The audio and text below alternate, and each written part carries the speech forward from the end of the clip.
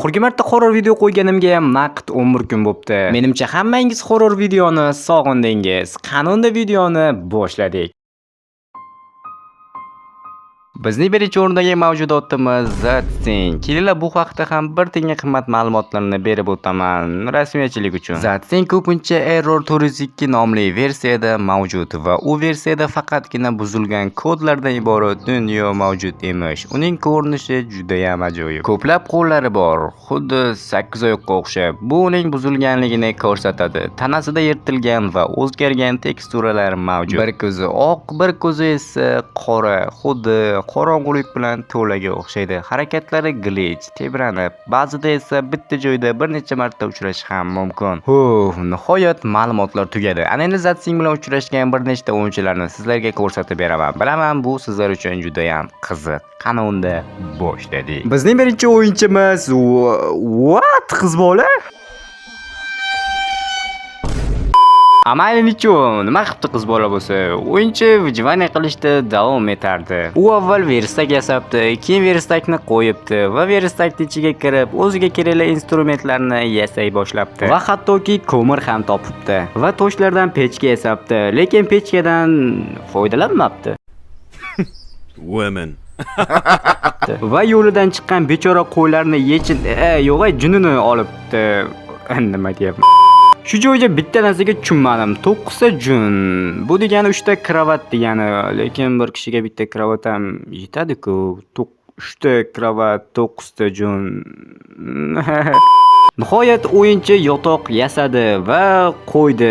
Shunda ham bosmadi yotoqning ustiga. Gap yo'q. O'zi uchun shinamgina desam xato bo'ladi, kattagina uy qurdi. Ertasi kuni sayohatga yo'l oldi. O'zi uchun qayiq yasadi va qayoqqadir suzib ketdi. Amayli. Va u Zatsingni uchratdi. Bu uning shafqatsiz panjalari edi. Qorong'u va yomg'ir aralash tun. U uxlashga harakat qildi, ammo atrofda monsterlar bor degan yozuv uni uxlatishga yo'l qo'ymadi va u tashqariga chiqib monsterlarni o'ldirishga qaror qildi.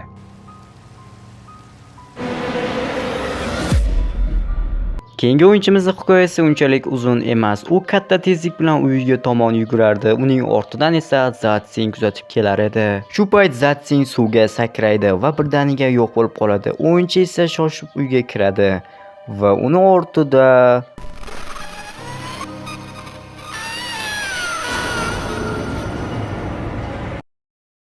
Bo'la, maslaga Joha kanalini tavsiya beraman, chunki bu kanalda bir-biridan ajoyib CS2 o'yiniga bog'liq videolar chiqadi. Bundan tashqari bu kanalda har kuni stream ham bo'ladi. Opisiya va kommentariy orqali kanalga o'tib, albatta obuna bo'ling. Kanallarda hozircha faqat shorts bor ekan. Amayli oxirgi shortslariga kirib like bosing va kommentariyaga o'sha samimiy legendarniy guruch so'zini yozib qoldiring. Xuddi o'tgan safargidek har bitta yozgan guruch so'zinglarni ustiga men like bosib chiqaman. Kelinglar shu do'stimizga ham 200 obunachi to'plashga yordam beraylik.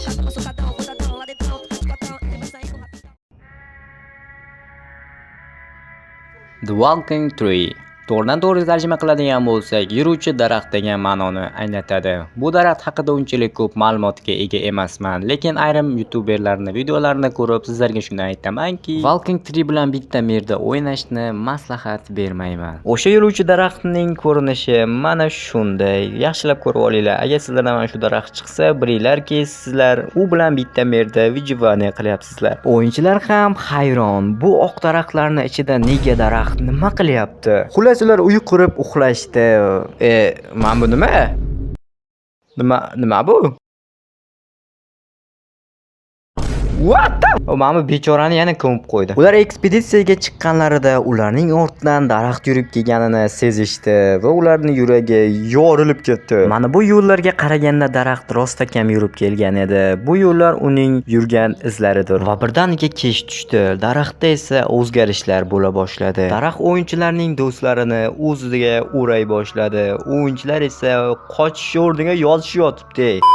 O'yinchi shunchalik qo'rqdiki, hattoki do'stlarini tashlab qochishga ham majbur bo'ldi. Mayli. okey ekan. Ikkinchi o'yinchilarimizning hikoyasi biroz boshqacharoq. Ular yuruvchi daraxtni uchratishdi. Ko'rgan bo'lsanglar, boyagi daraxt bilan bir xil. Borma kuyasan deganim bilan baribir bular daraxtning yoniga borishdi. Hali yoshda, bola paqir, bola chelak. Daraxt ularga juda ham g'alati ko'rindi va uni sinchkovlik bilan tekshirishni boshlashdi. Xuddi hindularga o'xshab daraxtning atrofini aylanib berishdi. O'yinchilar biror rivojlanib uyiga qaytib kelishganida esa yotoq o'rniga mana bunday daraxtlar turganini ko'rishdi. Keyin o'yinchining do'sti uni tashqariga chaqiradi va o'yinchi tashqariga chiqib qarasa, bu yerga daraxt kelib qolgan edi. Ularning ortidan yurib kelgan edi. Ikkala o'yinchi ham shokda va bu uning yurib kelgan izlari. Atrofda yana shunga o'xshagan daraxt bormikan deb teparoqqa chiqishdi va ular buni ko'rishdi. Uning uyini daraxt bilan o'rib tashlagan edi va nihoyat o'yinchilar tushunib yetishdi. Bu yerdan tezroq qochish kerak. O'yinchilar qochayotgan paytda mana shunday chuqurlikka duch kelishdi. Va uning do'sti o'yinchining ortidan nimadirni ko'rdi va ortiga burilganida daraxt yonida turgan edi. Xullas, daraxt bu baxtiqaro o'yinchilarni qurshovga oldi va ikkalasini ham pastga itarib yuborishga muvaffaq bo'ldi. Qissadan hissa shuki, yuruvchi daraxt bilan o'ynashmanglar. Xoh u Minecraftda bo'lsin, xoh u hayotda. Aytgancha biz mega konkurs boshlab qo'ydik. Birinchi o'ringa YouTube kanal, ikkinchi o'ringa esa mendan Tekinga reklama, uchinchi o'ringa esa Tekin dizayn. Hoziroq kommentariy orqali konkursga qatnashing. Bo'ldi, nihoyat video o'z nihoyasiga yetdi. Ushbu videoga ham 200 ta like yig'ing va kanalimizga obuna bo'ling. Keyingi videolarda ko'rishguncha